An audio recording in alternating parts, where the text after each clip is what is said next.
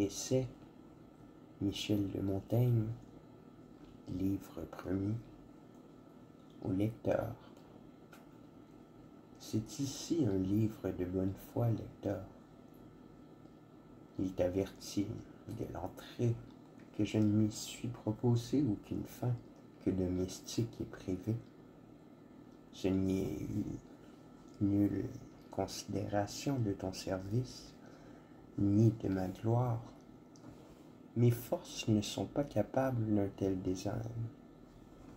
Je l'ai voué à la commodité particulière de mes parents et amis, à ce que m'ayant perdu ce qu'ils ont à faire bientôt, ils y puissent retrouver aucun trait de mes conditions et humeurs, et que par ce moyen ils nourrissent, plus altière et plus vive, la connaissance qu'ils ont eue de moi. Si ce était pour rechercher la faveur du monde, je me fusse mieux paré et me présenterais en une marche étudiée. Je veux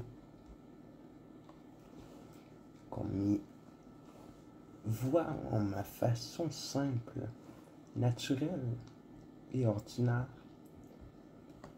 sans contention et artifice, car c'est moi que je peins. Mes défauts s'y liront au vif, et ma forme naïve, autant que la révérence publique me l'a permis, que si j'eusse été entre ces nations qu'on dit vivre encore sous la douce liberté des premières lois de nature, je t'assure que je m'y fusse très volontiers peint tout entier et tout nu. Ainsi, lecteur, je suis moi-même la matière de mon livre. Ce n'est pas raison que tu emploies ton loisir en un sujet si frivole et si vain.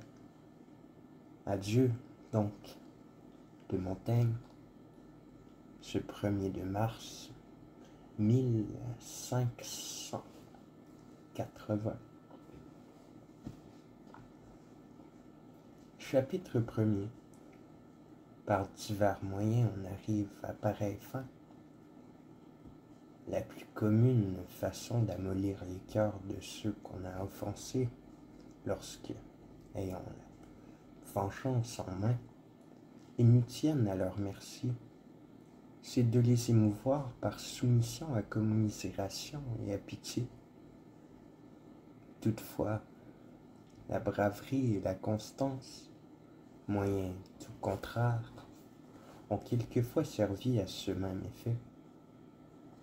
Édouard, prince de Galles, celui qui régenta si longtemps notre Guyenne, personnage duquel les conditions et la fortune ont beaucoup de notables partis de grandeur, ayant été bien fort offensés par les Limousins, et prenant leur ville par force, ne put être arrêté par les cris du peuple et des femmes et des enfants abandonnés à la boucherie, lui criant merci et se jetant à ses pieds, jusqu'à se passant toujours outre dans la ville, il aperçut 3 gentilshommes français qui, d'une hardiesse incroyable, soutenaient leur seul l'effort de son armée victorieuse.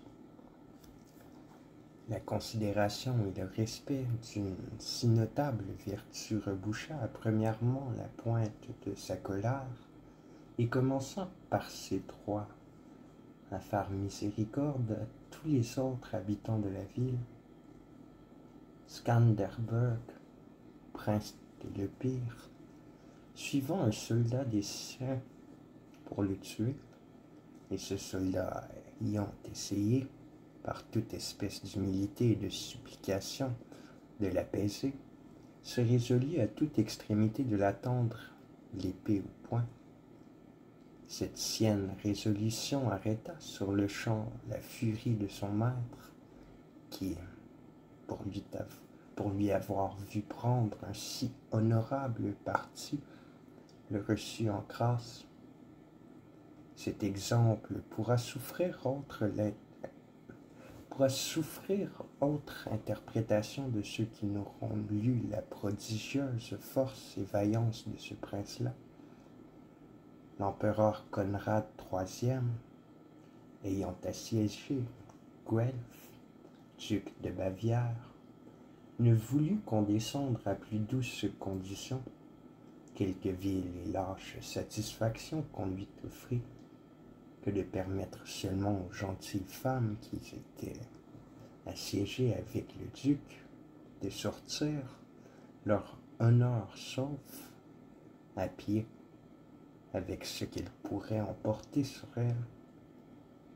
Elles, d'un cœur magnanime, s'avisèrent de charger sur leurs épaules leurs maris, leurs enfants et le duc même.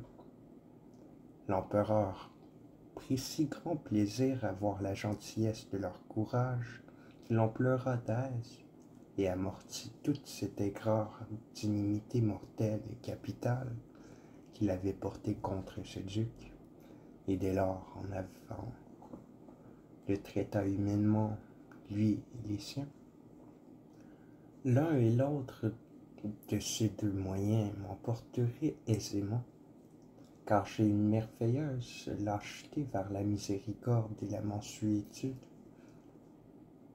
tant il y a qu'à mon avis, je serais pour me rendre plus naturellement à la compassion qu'à l'estimation, si la pitié, qu'on fléchisse, passion vicieuse ou stoïque, ils veulent qu'on secoure les affligés, mais non pas qu'on fléchisse et qu'on pâtisse avec eux. Or, ces exemples me semblent plus à propos, d'autant qu'on voit ces âmes assaillies par ces deux moyens, en soutenir l'un sans s'ébranler et courber sous l'autre. Il se peut dire que de rompre son cœur à la commisération, c'est l'effet de facilité, débonnaire et mollesse, d'où il advient que les natures plus faibles, comme celles des femmes, des enfants et du vulgaire, y sont plus sujettes, mais ayant eu à dédain les larmes et les prières, de se rendre à la seule référence de la sainte image de la vertu, que c'est l'effet d'une âme forte et impitoyable, ayant en affection et en honneur une vigueur mâle et obstinée. Toutefois, les âmes moins généreuses, l'étonnement et l'admiration peuvent faire naître un pareil effet. Témoin le peuple thébain, lequel, ayant mis en justice d'accusation capitale ses capitaines, pour avoir continué leur charge outre le temps qui leur avait été prescrit et préordonné, absolu à toute peine Pélopidas, qui pliait sous le fait de telles objections, n'employait à se garantir que requêtes et supplications, et, au contraire, Épaminondas, qui vint à raconter magnifiquement les choses par lui faites, et à les reprocher au peuple, d'une façon fière et arrogante. Il n'eut pas le cœur de prendre seulement les ballottes en main et se départit l'assemblée, louant grandement la hautesse du courage de ce personnage. Denis l'Ancien, après des longues heures et difficultés extrêmes, ayant pris la ville de Régime et en elle le capitaine Phyton, grand homme de bien, qu'il avait si obstinément défendu, voulut en tirer un tragique exemple de vengeance. Il lui dit premièrement comment le jour avant, il avait fait noyer son fils et tous ceux de sa parenté, À quoi Phyton répondit seulement qu'ils en étaient d'un jour plus heureux que lui. Après, il le fit dépouiller et saisir à des bourreaux et le traîner par la ville en le fouettant très ignominieusement et cruellement, et en outre le chargeant de félonnes paroles contumelieuses. Mais il eut le courage toujours constant, sans se perdre, et d'un visage femme, allait au contraire rameutant à haute voix, honorable et glorieuse, cause de sa mort, pour n'avoir voulu rendre son pays entre les mains d'un tyran, le menaçant d'une prochaine punition des dieux. Denise, lisant dans les yeux de la commune de son armée qu'au lieu de s'animer des bravades de cet ennemi vaincu, au mépris de leur chef et de son triomphe, elle allait s'amollissant par l'étonnement d'une assez rare vertu et marchandait de se mutiner, étant à même d'arracher Phyton entre les mains de ses sergents, fit cesser ce martyre et à cachette l'envoya noyer en la mer.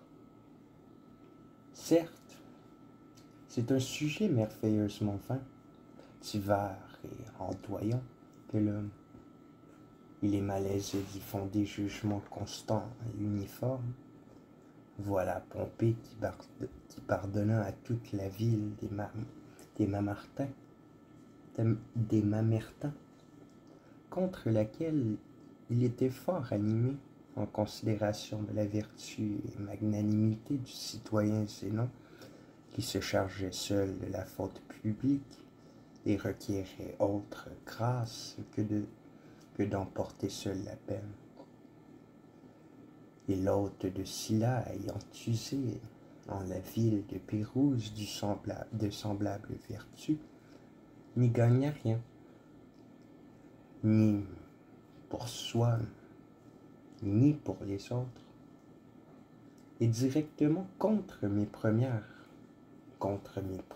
exemples, le plus hardi des hommes, si gracieux au vaincu, Alexandre, forçant après beaucoup de grandes difficultés la ville de Gaza, rencontre Beuthier qui y commentait de la valeur duquel il avait, pendant ce siège, senti des preuves merveilleuses, lors seul, abandonné des siens, ses armes dépecées, tout couvert de sang et de plaies, combattant encore au milieu de plusieurs Macédoniens qui le chamaillaient de toutes parts, et lui dit, tout piqué d'une si chère victoire, car entre autres dommages il avait reçu 2 fraîches blessures sur sa personne. Tu ne mourras pas comme tu as voulu, Beuthier. Fais état qu'il te faut souffrir toutes les sortes de tourments qui se pourront inventer contre un captif. L'autre d'une mine non seulement assurée, mais rogue et altière, se tint sans mot dire à ses menaces. Alors Alexandre, voyant son fier et obstiné silence, a-t-il fléchi un genou? Lui est-il échappé quelque voix suppliante? Vraiment, je vaincrai ta taciturnité, et si je n'en puisse arracher parole, j'en arracherai au moins du gémissement.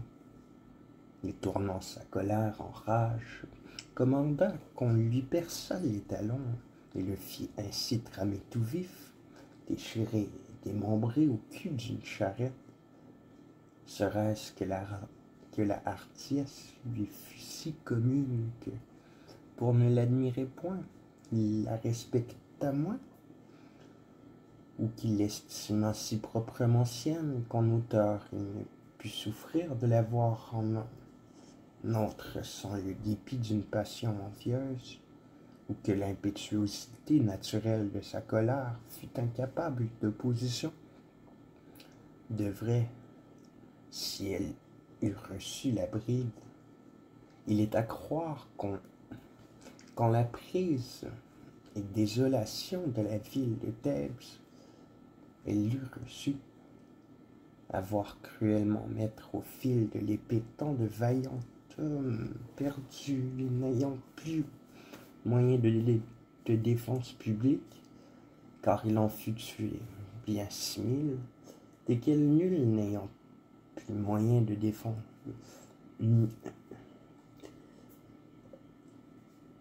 6 000, desquels nul ne fut vu ni fuyant, ni demandant merci. Au rebours cherchant, qui ça? Qui là? Par les rues, à affronter les ennemis victorieux, les provoquant à les faire mourir d'une mort honorable. Nul ne fut vu si abattu de blessures qu'il n'essaya, en son dernier soupir, de se venger encore, mais à les armes du désespoir consoler sa mort en la mort de quelque ennemi, s'il ne trouva l'affliction de leur vertu aucune pitié, et ne suffit la longueur d'un jour à assouvir sa vengeance, tuera ce carnage jusqu'à la dernière goutte de sang qui se trouva épandable, et ne s'arrêta qu'aux personnes désarmées, vieillards, femmes et enfants, pour en tirer 30 000 esclaves.